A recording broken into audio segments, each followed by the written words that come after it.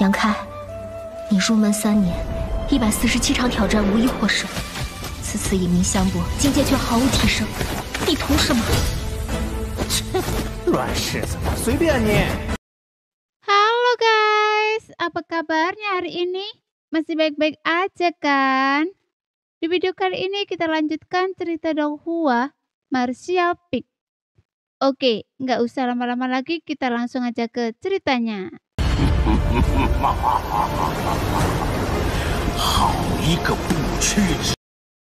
Di halaman belakang, semua orang di kamar dagang 5 arah tampak pucat pasi. Mata mereka diselimuti keputusasaan.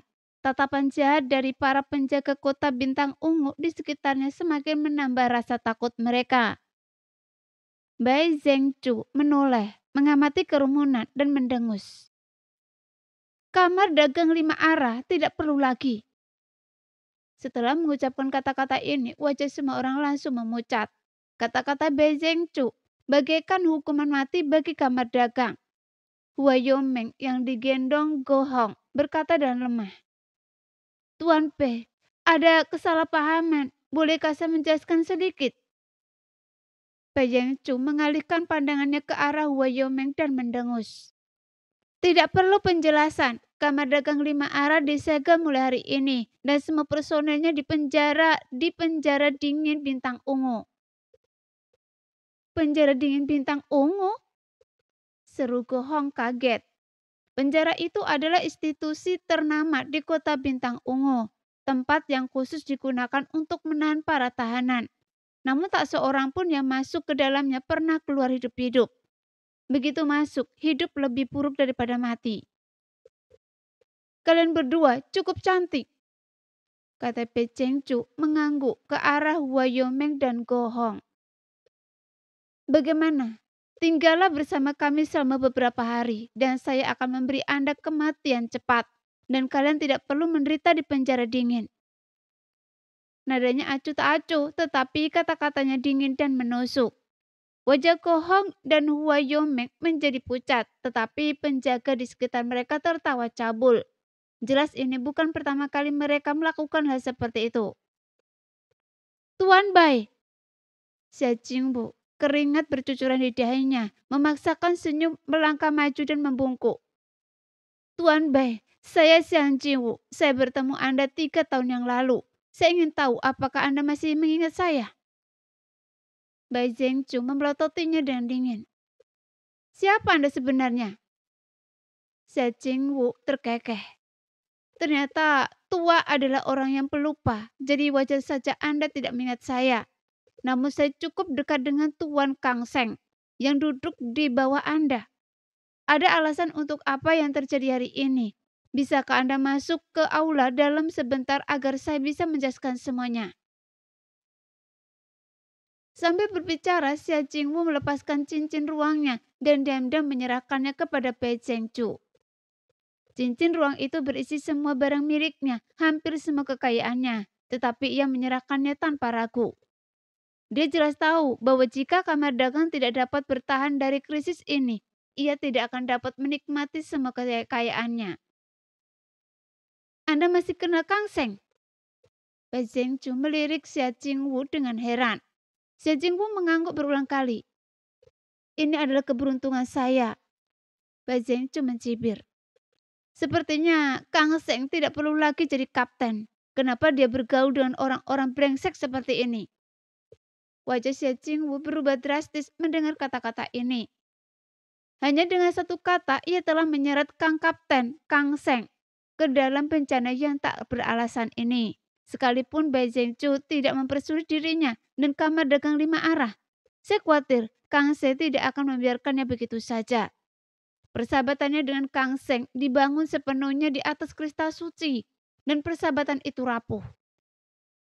"Beraninya Anda menyuap wakil komandan ini di depan umum?" Bai Zhengchu mendengus dingin. Ia melulurkan tangan dan mengambil cincin Xia Jingwu tanpa meliriknya, lalu melemparkannya langsung ke seorang prajurit dekatnya. Kamar dagang 5 arah pertama-tama menyerang, menentang hukum kota bintang ungu, lalu menyuap wakil komandan ini. Kejahatan mereka 3 kali lebih berat. "Tangkap mereka semua!" Ya, teriak sekelompok prajurit dan mengepung kamar dagang 5 arah. Di dalam kamar dagang, selain Wu Yomeng, seorang prajurit alam kembali kekosongan tingkat ketiga, hanya wanita bernama Go Hong yang berada di alam kembali kekosongan tingkat pertama. Yang lainnya berada di alam Raja Suci. Jika Wu Yomeng tidak terluka, ia mungkin bisa bertarung. Namun ia dihantam oleh Wu Yu Qilin milik Jia Xingwu. Membuatnya benar-benar lemah dan tak berdaya. Meskipun sadar ia tidak dapat mengerahkan energi sucinya dan hanya bisa menyaksikan tanpa daya saudara-saudarinya ditangkap. Tak lama kemudian semua orang di kamar dagang 5 arah ditangkap. Xia Jingwu dan Yoking dipukuli hingga babak belur. Kami tidak memukul mereka. Apa yang kalian lakukan pada kami? Saya tidak terima. Teriak Yoking, lehernya kaku.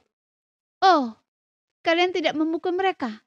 Begitu banyak orang di luar gerbang kota melihatnya. Dan kalian, kamar dagang 5 arah yang memukuli mereka. Bagaimana mungkin itu tidak benar? Kalau kalian bilang itu kami, ya sudahlah. Raung Yoking sambil menggertakkan gigi. Tuan Bai.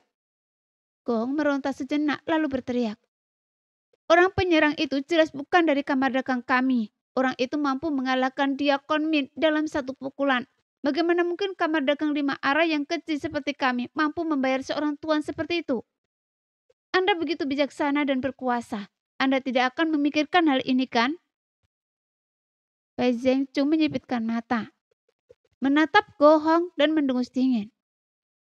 Apakah Anda menuduh wakil komandan ini tidak dapat membedakan yang benar dan yang salah dan tidak kompeten? Saya tidak berani.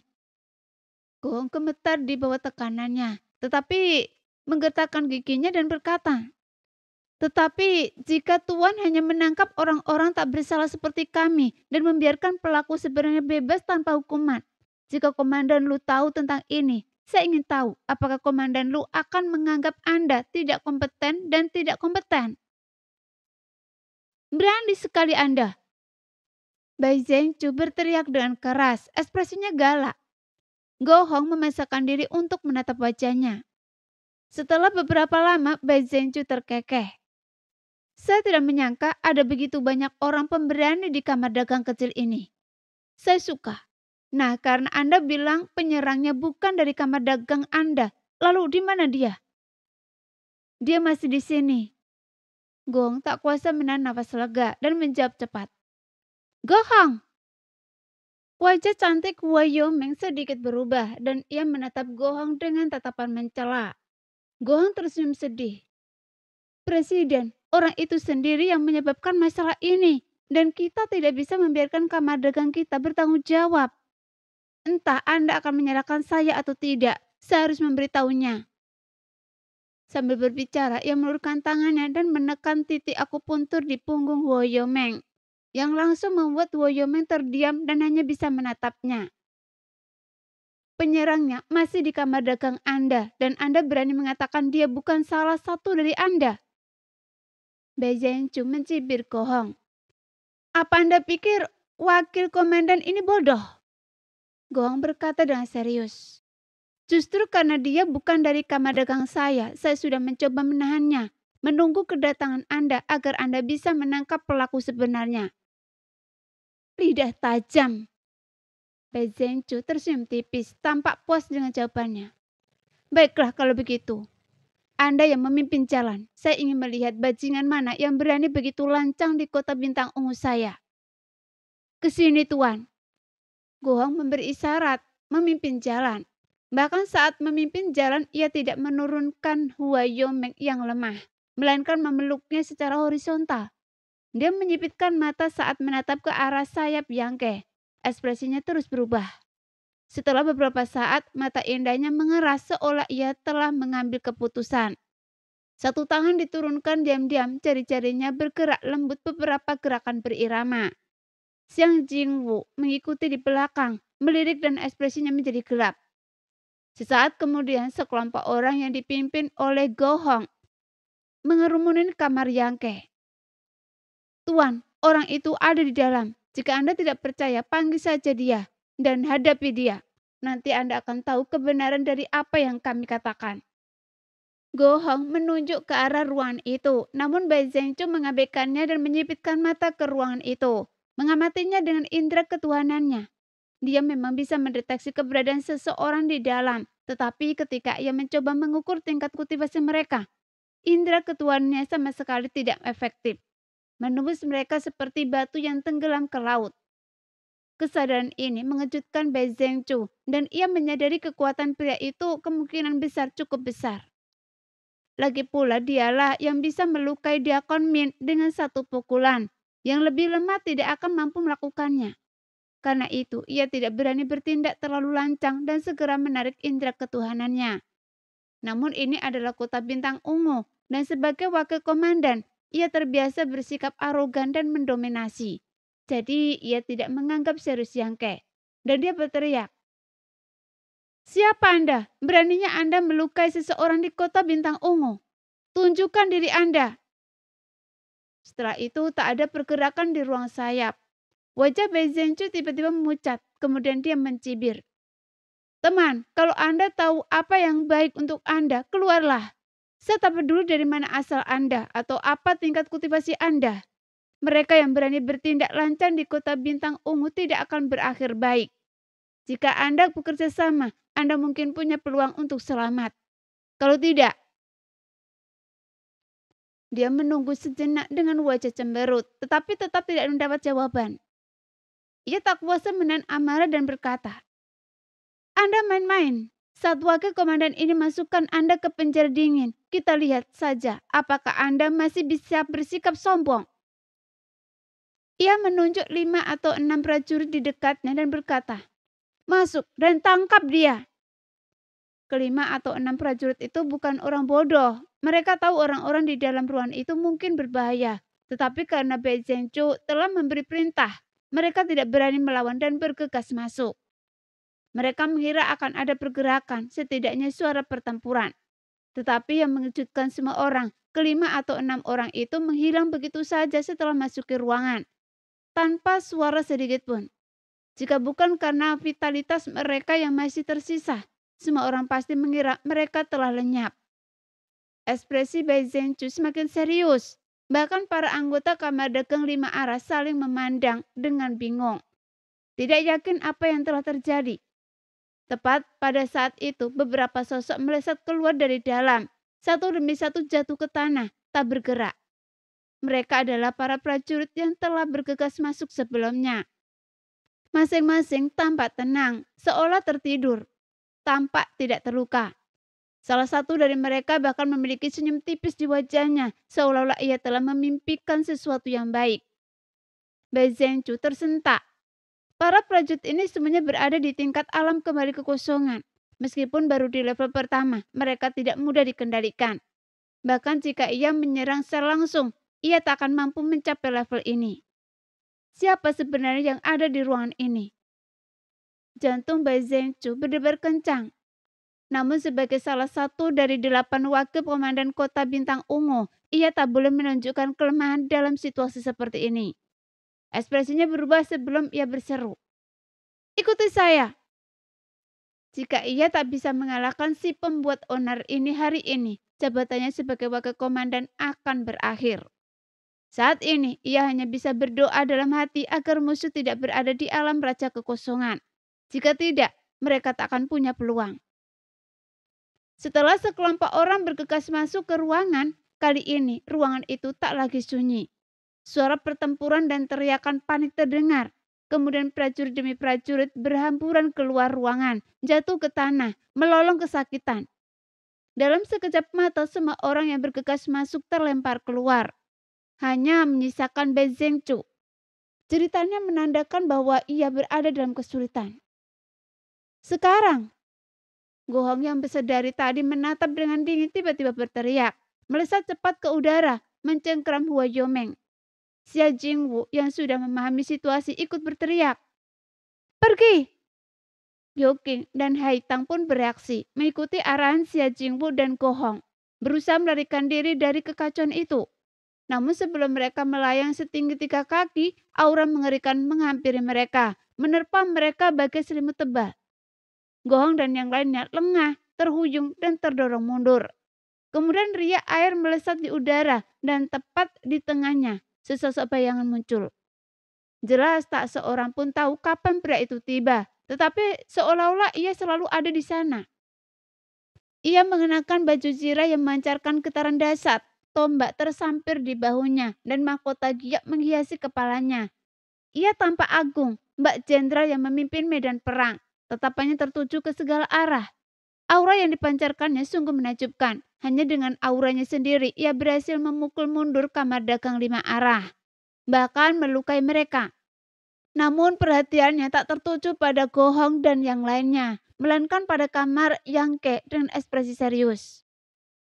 Alam Raja Kekosongan, seru Gohong. Wajahnya pucat pasi karena ketakutan. Aura pria itu tak tersamarkan, tak diragukan lagi aura alam Raja Kekosongan. Kesadaran ini membuat hatinya mencelos dan ia menyadari bahwa kamar dagang benar-benar hancur. Sebuah teriakan menggema dari Bai Zhengchu terlempar keluar ruangan seperti karung kain. Wajahnya memar dan bengkak. Ia tampak lebih menyedihkan daripada Xia Jingwu dan Yoking. Wajahnya bengkak seperti kepala babi, membuatnya tampak konyol. Sampah, beraninya Anda mengganggu meditasi saya, jadi sudah pantas mati. Suara Yangke menggema dari dalam ruangan. Ketidakpuasan dan kesombongannya. Meskipun Bai Zhengchu dipukuli habis-habisan, setidaknya nyawanya tidak terancam. Ia bergidik mendengar kata-kata Yangke dan buru-buru berdiri. Tepat saat hendak melarikan diri, sebuah dengusan dingin menggema dari langit. Bai Zhengchu membeku dan mendongak, tepat pada waktunya untuk melihat seorang prajurit yang tampak seperti jenderal melototinya dengan ekspresi ketidakpuasan. Ekspresinya berubah drastis, tetapi segera berubah menjadi kegembiraan yang meluap-luap. Ia terhuyung-huyung dan tertatih-tatih menghampiri pria itu sambil berteriak. Komandan, saya menyambut Anda. Tolong bantu kami. Ada bajingan di ruangan ini yang berani menyerang seseorang di gerbang kota. Dan saya mendengarnya dan datang ke sini untuk menghukumnya. Tetapi dia tidak hanya menolak bekerja sama, tetapi malah menyerang kami. Tapi saya bukan tandingannya karena kurangnya kemampuan saya. Tolong selamatkan reputasi kota Bintang Ungu. Dimengerti. Prajurit yang berpakaian seperti jenderal itu mendengus dingin dan melambaikan tangannya. Kalian semua harus mundur. Orang ini berada di alam Raja Kekosongan. Kalian jelas bukan tandingannya. Alam Raja Kekosongan? Bai Zhengchu menggigit lidahnya. Raut wajahnya terkejut. Meskipun ia sudah menduga hal ini, mendengar kata-kata komandan secara langsung masih membuatnya takut. Ia baru saja beradu pukulan dengan seorang petarung alam Raja Kekosongan. Dan ia lolos tanpa binasa. Pikiran itu membuatnya merasa sedikit sombong. Orang-orang dari kamar dagang 5 arah juga tercengang. Hua Yomeng yang dipeluk Gohong membelalakkan mata indahnya, seolah tak percaya dengan apa yang didengarnya. Ya Tuhan, pemuda itu ternyata berada di alam Raja Kekosongan. Dia tidak terlihat setua itu kan? Bagaimana mungkin dia berada di alam Raja Kekosongan? Pipi Hua Yomeng memerah saat teringat bagaimana ia benar-benar membelanya di gerbang kota. Pemuda adalah orang kuat di tingkat itu, jadi bagaimana mungkin ia begitu buta untuk membelanya? Jika ia tidak turun tangan saat itu, mengingat tingkat kultivasinya, para penjaga gerbang kota dan Diakon Min mungkin tak akan berani memprovokasinya. Lagi pula, seorang alam Raja Kekosongan adalah sosok yang tangguh dimanapun dia berada. Bahkan Bintang Ungu tak akan menyinggungnya tanpa alasan. Sebaliknya, tindakan lancangnya justru memperburuk keadaan. Hua Yomeng merasa sangat malu memikirkannya. Gohong di sisi lain menatap ke arah ruang sayap dengan penuh semangat dan antisipasi. Ia tahu bahwa kamar dagang dapat lolos dari bencana ini bergantung pada kekuatan pria di ruangan itu. Rencana awalnya adalah memancing Bai Zhengchu dan yang lainnya ke lokasi Yangke dan memanfaatkannya untuk menghadapi mereka. Karena kemampuan Yangke mungkin melukai Diakon Min dengan satu pukulan, jelas menunjukkan kekuatannya yang luar biasa. Bai Zhengchu seperti Diakon Min berada di level ketiga alam kembali kekosongan. Jika Yangke bisa melukai Diakon Min, mengalahkan Bai Zhengchu pasti akan mudah. Dalam pertarungan antara keduanya, terlepas dari siapa yang menang atau kalah, akan menjadi kesempatan bagi mereka untuk melarikan diri. Itulah sebabnya dia mengkhianati Yang Ke, dan dalam perjalanan ke sana, diam-diam memberi sinyal kepada Xia Jingchu, yang dipahami Xia Jingchu. Sayangnya, meskipun rencananya matang, sosok kuat lain tiba-tiba muncul, mengakhiri kesempatan mereka untuk melarikan diri. Pria ini, Gou Hong, diam-diam mengamati prajurit yang berpakaian seperti jenderal itu. Menggabungkan ini dengan alamat Bai Zhengchu, dia tiba-tiba mengerti identitasnya. Komandan penjaga kota bintang ungu Lu Tianfeng. Akhirnya, seseorang yang sedikit terhormat telah tiba. Di dalam ruangan, Yang Ke mempertahankan nada merendahnya, seolah-olah ia bahkan tidak menganggap serius Liu Tianfeng. Mendengar ini secerca rasa tidak senang terlintas di wajah Lu Tianfeng, dan ia mendengus. Agak terhormat, Anda cukup arogan. Tidak juga, teman akan tahu jika Anda mencoba. Yang Ke terkekeh. Siapa sebenarnya teman Anda dan mengapa dia bersikap seperti ini di kota bintang ungu saya? Lu Tianfeng bertahan kening, tetapi anehnya ia tidak marah, malah bertanya dan hati-hati. Setelah berkultivasi hingga ke alam raja kekosongan, pihak lain jelas bukan orang bodoh. Mengetahui ini adalah kota bintang ungu, namun ia berani bertindak begitu lancang dan mengabaikan harga dirinya. Ia tidak diragukan lagi memiliki kekuatan yang luar biasa atau dukungan yang kuat. Sebagai komandan penjaga, bagaimana mungkin Lu Tianfeng tidak mengantisipasi hal ini? Karena itulah ia bersikap waspada. Jika Anda ingin tahu siapa saya, turunlah dan bicaralah dengan saya. Apa Anda tidak lelah berdiri begitu tinggi? Wajah Lu Tianfeng berubah dingin. Anda menantang saya? Apa? Komandan Lu tidak punya nyali? Lelucon apa itu? Lu Tianfeng tertawa. Trik kekanak-kanakan sekali. Anda pikir saya tidak bisa melihatnya. Tapi karena Anda begitu percaya diri, saya ingin tahu siapa diri Anda sebenarnya. Kalau Anda bajingan buta, jangan salahkan saya karena bersikap kasar pada Anda. Setelah berkata demikian, ia memegang tombaknya memancarkan aura yang mengancam saat ia melangkah turun. Sehingga semua orang menahan nafas. Tak berani bernafas, mata mereka terbuka lebar, menanti badai dahsyat yang akan meletus. Lagi pula ini adalah pertarungan antara dua petarung prajurit alam raja kekosongan. Dan siapa yang pernah melihat hal seperti ini sebelumnya? Tak lama kemudian, Lu Tianfeng tiba di pintu. Dengan keterampilan dan keberanian yang luar biasa, ia mendorongnya hingga terbuka dan masuk. Dengan derit, pintu tertutup kembali. Ruangan itu benar-benar sunyi, sementara di luar terdengar suara jarum jatuh. Tidak ada suara perkelahian. Bahkan suara pertengkaran pun tidak, sehingga suasananya mencengkap. Begitu berat hingga semua orang hampir bisa mendengar detak jantung mereka sendiri. Bai Zhengchu bahkan menajamkan telinganya, mendengarkan dari samping mencoba menangkap sesuatu. Para anggota kamar dagang 5 arah saling berpandangan, agak bingung dengan situasi ini. Setelah secangkir teh penuh berlalu sebelum pintu terbuka lagi, Lu Tianfeng melangkah keluar dengan ekspresi serius. Di hadapan kerumunan, ia berbalik dan menutup pintu dan hati-hati, membungkuk dan berkata, "Kalau begitu Tuan, silakan beristirahat lebih awal. Saya akan mengunjungi Anda lagi besok." "Tidak, saya lebih suka kedamaian dan ketenangan." Suara Yang Ke menggema dari dalam. "Iya," jawab Lu Tianfeng dengan hormat. "Baiklah, kalian semua boleh pergi sekarang. Ngomong-ngomong, orang-orang Anda telah membuat masalah dan menghancurkan halaman belakang kamar dagang 5 arah. Jangan khawatir Tuan, saya akan memberikan penjelasan yang memuaskan," kata Lu Tianfeng dengan sungguh-sungguh. "Seseorang juga terluka. Saya akan menanganinya dengan serius." "Bagus sekali." Setelah suara dari ruangan itu menghilang, Lu Tianfeng berbalik dengan ekspresi serius. Tapi mulut semua orang ternganga. Wajah mereka dipenuhi keheranan, tidak tahu apa yang terjadi. Lu Tianfeng, komandan pengawal kota bintang ungu yang tersohor. Seorang tokoh kuat yang mendominasi wilayah itu. Begitu hormat dan tunduk kepada pria di ruangan itu. Siapakah pria itu? Kamar dagang 5 arah praktis lumpuh. Yoking yang botak, yang kekar menggosok matanya dengan panik, bertanya-tanya apakah ia berhalusinasi karena luka-lukanya. Komandan! Bai Zhengchu mendekat, membungkuk dan mengangguk. Lu Tianfeng menatapnya dan dingin. Tatapan dinginnya membuat kepala Bai Zhengchu tersentak. Firasat buruk. Saya akan membalas dendam pada Anda nanti. Lu Tianfeng menggertakkan gigi dan mendengus. Kepala Bai Zhengchu berdengung, benar-benar tertegun. Permisi, siapa yang bertanggung jawab di sini?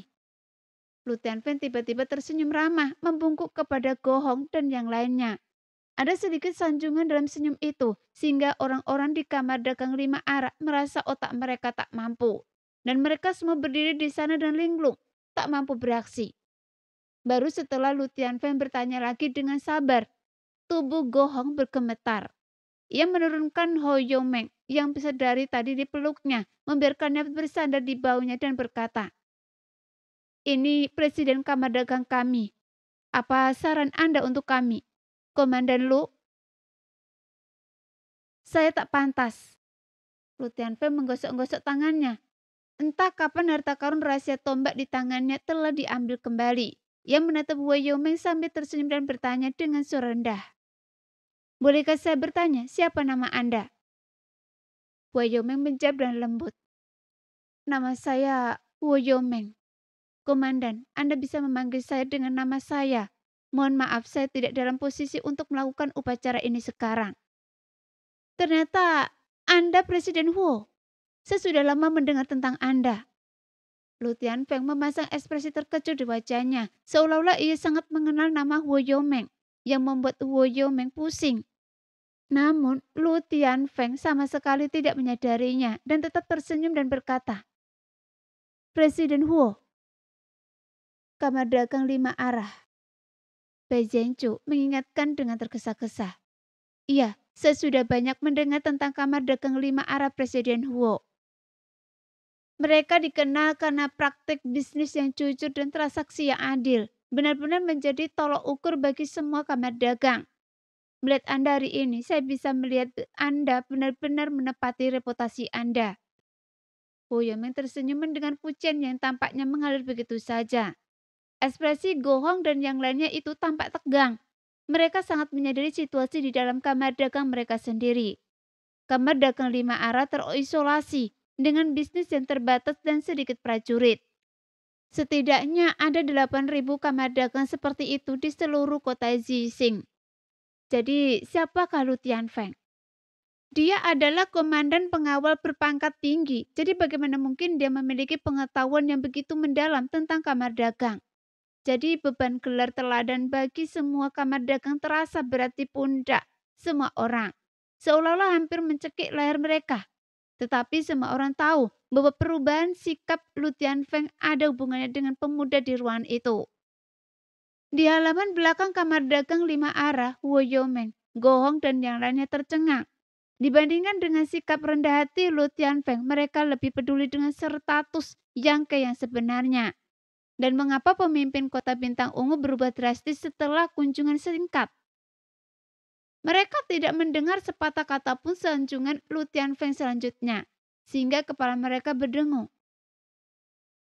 Ada kesalahpahaman barusan, sepertinya bawaan saya yang bodoh ini terjebak dalam rumor di suatu tempat dan keliru mengira seseorang sedang membuat masalah.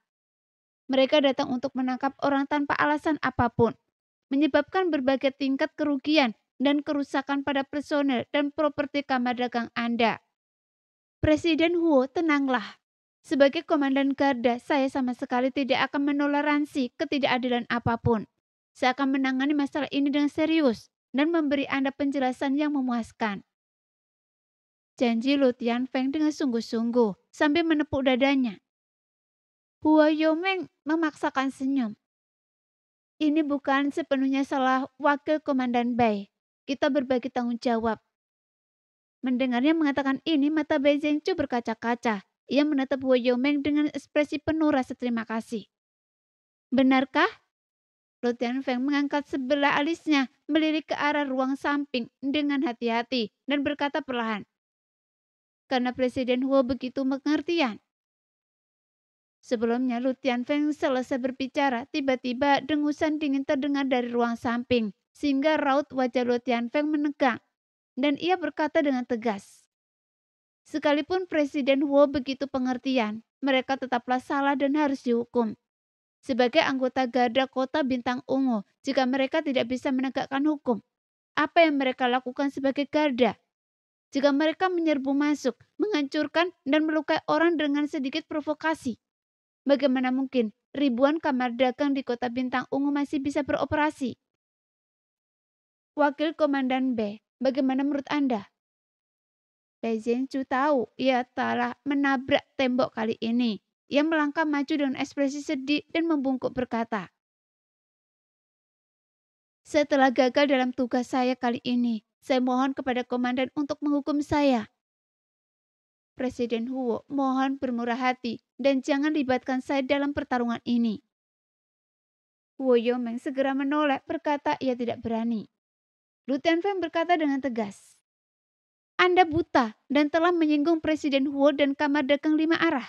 Saya akan menghukum Anda dengan mengirim Anda ke penjara dingin untuk menghadapi tembok selama sebulan. Apa Anda setuju?" Penjara dingin? Bai Zhenchu menggigil, wajahnya pucat pasi. Sebelumnya, dia berkata akan mengirim Xia Jingwu dan yang lainnya ke penjara dingin. Tapi dia tidak menyangka nasib yang sama akan menimpanya dalam sekejap mata. Sebagai salah satu dari 8 wakil komandan, bagaimana mungkin ia tidak memahami kengerian penjara dingin?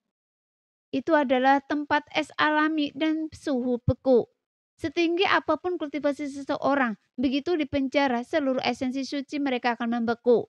Dengan kata lain, begitu berada di penjara dingin, seseorang hanya bisa mengandalkan kekuatan fisiknya sendiri untuk menahan dingin yang menusuk tulang.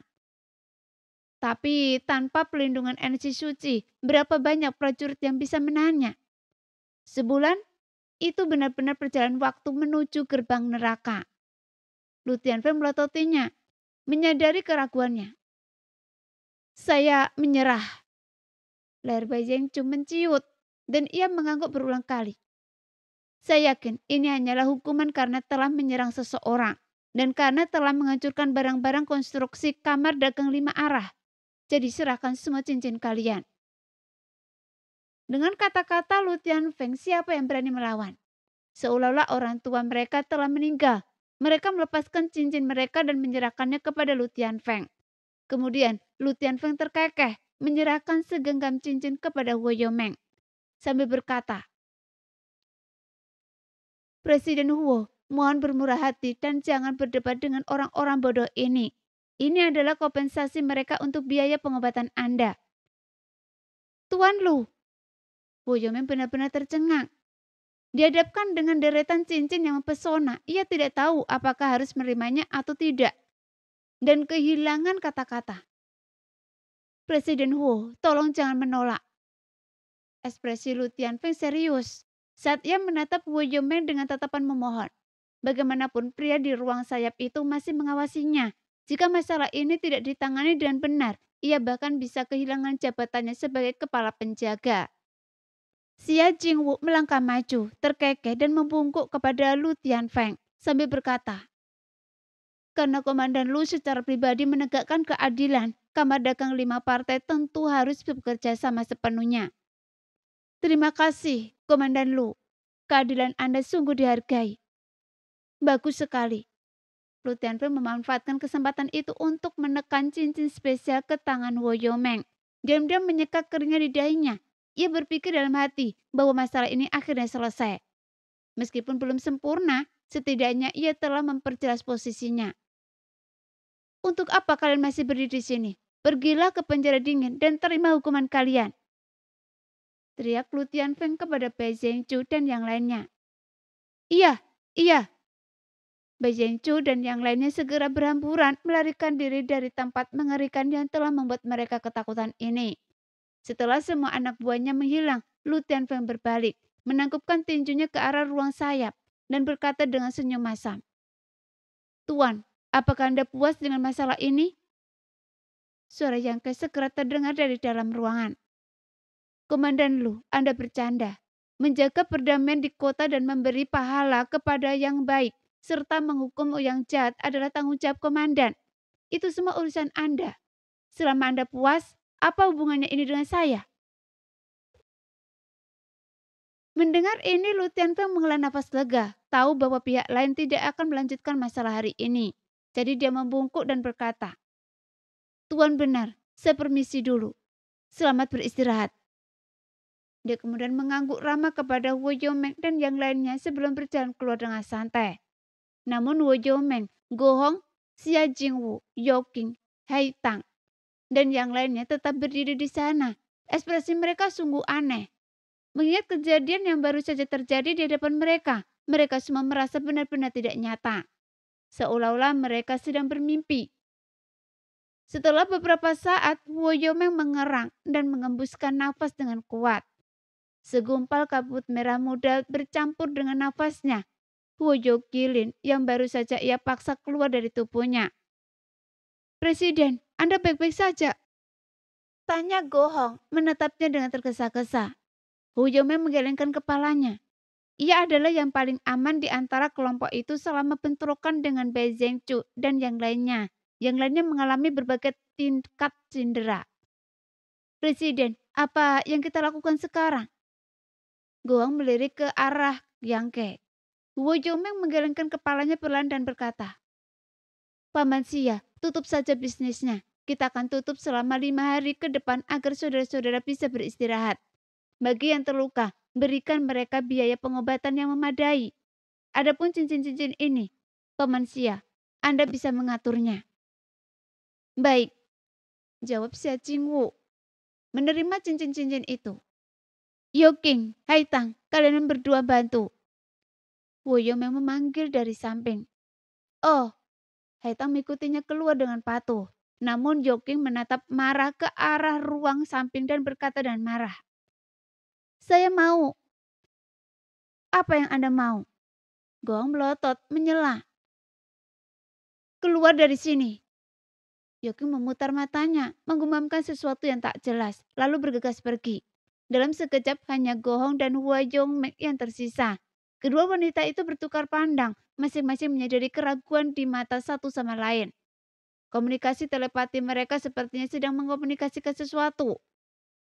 Setelah beberapa saat, Wu Yongmeng menghela nafas dan berkata, "Terima kasih atas bantuan Anda hari ini, Tuan." "Anda sangat sopan, Presiden Huo. Ini hanya bantuan kecil." Yang Ke tersenyum tenang. Ia mendengar nada kagum dan dingin dalam nada bicara Wu Yongmeng, tetapi itu sudah diduga, jadi ia tidak menganggapnya terlalu serius. "Anda lelah hari ini, jadi saya tidak akan mengganggu istirahat Anda. Saya akan mengunjungi Anda besok," kata Wu Yongmeng lembut. "Tidak apa-apa, Presiden Wu, silakan lanjutkan pekerjaan Anda. Saya akan baik-baik saja." Wu Yongmeng mengangguk, mengadipkan mata pada Go Hong, dan kedua wanita itu pergi. Di dalam ruang samping, Yang Ke tersenyum pasrah sambil memainkan token di tangannya, bergumam pada diri sendiri. "Saya tidak menyangka benda ini begitu efektif. Bahkan orang seperti Lu Tianfeng pun takut seperti tikus melihat kucing." Lu Tianfeng adalah seorang prajurit Raja Kekosongan tingkat pertama. Sekalipun Yang Ke bisa menaklukkannya dengan paksa, ia tidak akan diperlakukan dengan hormat seperti itu. Alasannya semua ini ada pada token ini. Tentu saja, ini adalah token terhormat bintang ungu saya. Dan mereka yang memilikinya memiliki status yang sama dengan salah satu dari ketiga tetua saya. Lu Tianfeng hanyalah seorang komandan penjaga. Beraninya dia bertindak begitu lancang di depan token yang begitu terhormat. Sebuah suara memanggil dari samping. Dan itu Zidongle. Pada saat itu rohnya mewujud di mangkok penyembuhan jiwa yang diletakkan Yang Ke di samping. "Berapa banyak token kehormatan yang telah Anda berikan pada prajurit bintang ungu?" tanya Yang Ke. Zidongle berpikir sejenak dan menjawab, "Setahu saya hanya 2 yang telah diberikan, keduanya dipegang oleh para master tingkat kedua alam Raja Kekosongan. Token ini tidak hanya mewakili status, tetapi bahkan dapat memobilisasi sumber daya dan personel di bintang ungu sampai batas tertentu. Oleh karena itu, token ini tidak akan pernah diberikan kepada siapapun, kecuali mereka yang telah memberikan kontribusi signifikan bagi bintang ungu. Jadi begitu, Yang Ke mengangguk pelan, memahami nilai token ini. Dia juga menemukan benda ini dari cincin spesial Jilong. Meskipun bahan yang digunakan untuk membuatnya langka, ia tidak pernah menganggapnya serius sampai hari ini. Sebelumnya dia sudah putus asa. Awalnya ia berencana untuk bertindak diam-diam, mencuri token Kaisar Bintang dan meninggalkan bintang ungu. Tetapi insiden dengan Huo Yoming dan kamar dagang 5 arah membuatnya mustahil untuk melanjutkan rencananya. Nah, sekian dulu cerita kali ini. Kita lanjut lain hari ya guys ya. Bye-bye.